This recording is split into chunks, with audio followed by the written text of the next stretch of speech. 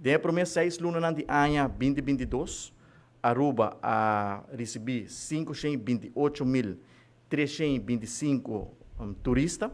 Essa aqui tem uma recuperação para primeira 6 lunas de ano de 92%, qual segura algo excepcional. Se nós repassar o gráfico, nós miramos que o ano começar bastante slow de recuperação, para motivo de variante Omicron, para motivo que nós estamos em pleno pandemia ainda, nós estamos tendo naturalmente outra projeção, pero para motivo de variante Omicron, nós a recuperar somente 63% de nosso turismo de luna de januário. De luna de fevereiro, nossa WAC cresce um pouco, ela vai 84%.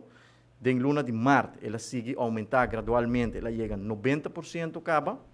E em luna de abril, maio e junho, nós mira que não somente nós chega back no nível de 2019, senão nós até surpassar o nível de 2019, qual segura algo excepcional. Em luna de abril, nós mira uma recuperação de 108% de quantidade de visitantes.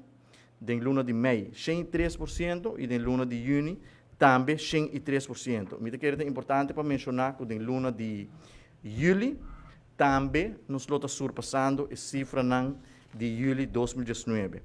Para o que se trata, nosso mercado principal é o mercado americano, é o mercado que traz mais turistas para nós, é o mercado que traz mais placa para nosso turismo e nossa economia. Nós mira uma recuperação sumamente positiva e sumamente bom também. Botawak é mesmo tendência que a quantidade de visitantes em sua totalidade.